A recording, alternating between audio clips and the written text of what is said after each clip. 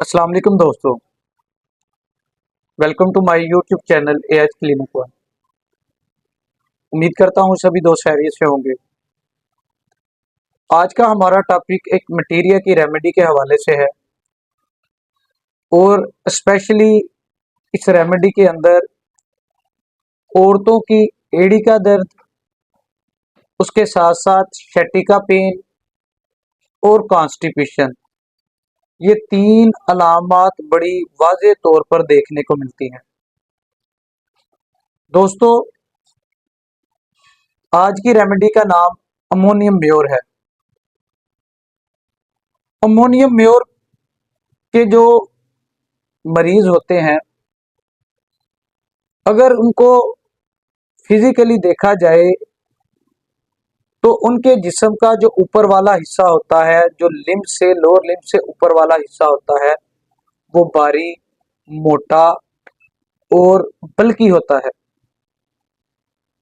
और टांगे जो होती हैं वो सूखी पतली, जिसकी वजह से वो टांगे अपना जिस्म का बलाई हिस्सा, उसका वजन बेयर करने से तंग होती हैं,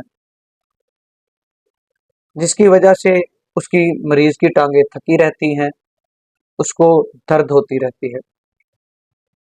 इसके अलावा दोस्तों, अमोनियम मरीज के अंदर कॉन्स्टिपेशन, बहुत सख्त कॉन्स्टिपेशन पाई जाती है और मरीज जब स्टूल पास करने लगता है तो वो टुकड़ों की सूरत में स्टूल से आता है और टॉयलेट पे, फ्लश पे गिरने के साथ ही रेजा रेजा हो जाता है। इसी तरह ओपियम की कब्ज भी बड़ी शदीद कब्ज होती है, एलोमिना की कब्ज भी बड़ी शदीद होती है। उस हवाले से अमोनियम म्योर की कब्ज भी बहुत शदीद इन रेमेडीज की तरह कब्ज है। खांसी और छाती की दर्दों वगैरह में इस रेमेडी को इस्तेमाल किया जाता है और खुसूसन खांसी के साथ या छाती की दर्दों के साथ दोनों कंधों के दरमियान ठंडक का एहसास पाया जाता हो। दोस्तों, ये एक बड़ी खास अलामत है जिसमें कंधों के दरमियान ठंडक का एहसास पाया जाना, जैसे कोई बर्फ वाली, कोई ठंडी चीज दोनों कंधों के दरमियान रखी हो। इसी तरह जो सोराइनम के मरीज होते हैं, उनको अपने वर्टिब्राज के ऊपर ठंडक का एहसास होता है। फास्फोरस के जो मरीज होते हैं, उनको अपने वर्टिब्राज के ऊपर या एल स्पाइन के ऊपर चलन का एहसास होता है। अमोनियम मेयोर के जुकाम के अंदर दिन को एक नॉस्ट्रल बंद होता है और दूसरा खुला होता है और रात के वक्त दोनों बंद हो जाते हैं। इसी तरह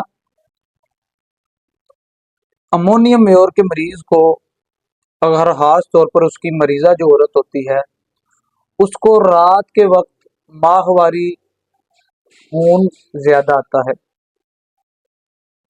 उसके अलावा एक दो और रेमेडी है जिसके अंदर लेटने से या रात के वक्त खून ज्यादा आता है, जैसे कि बविस्टा का नाम लिया जा सकता है, क्रियाजूट का नाम लिया जा सकता है। इन रेमेडीज की भी जो मरीजा होती हैं, उनको रात के वक्त हैज का खून ज्यादा आता है। अमोनियम मरीज के पट्टे, मसल्स खींचे हुए तनाव का शिकार होते हैं और उसको कास्टिकम की तरह अपने जो जॉइंट्स होते हैं उनके ऊपर खिंचाव, अकड़ाव महसूस होता है, जिसकी वजह से वो महसूस करता है कि उसके जो जॉइंट्स हैं वो छोटे हो गए हैं और पट्टों के खिंचाव और अकड़ाव की वजह से हाथों की उंगलियों और पैरों की उंगलियों की जो शक्ल होती है वो तब्दील होना शुरू हो जाती है। इसके अलावा शैटिका पेन, और हुसूसन ये शैटिका पेन जब मरीज चलता है तो शिद्दत अख्तियार करती है। शैटिका पेन के साथ साथ सुनपन का एहसास भी होता है।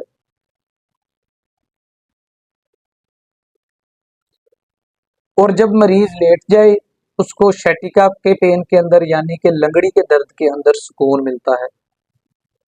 उसके साथ साथ एड़ी का शदीद दर्द औरतों के अंदर देखने को मिलता है।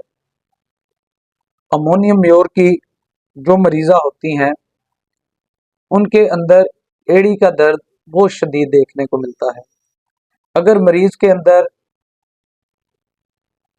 4 अलामत हो तो उसकी बेस पे इसको प्रिस्क्राइब किया जाए तो ये ब्यूटीफुली मरीज को ठीक कर देती है। सबसे पहले मरीज को शैटिका पेन होती हो और साथ जब चलता हो तो पेन के अंदर दर्द के अंदर इजाफा हो जाए, साथ सुनपन और भारीपन का एहसास पैदा होता हो, उसके साथ मरीज को कॉन्स्टिपेशन हो, उसके साथ साथ मरीज को एड़ी का दर्द होता हो और कंधों के दरमियान पुश्त पे ठंडक का एहसास हो।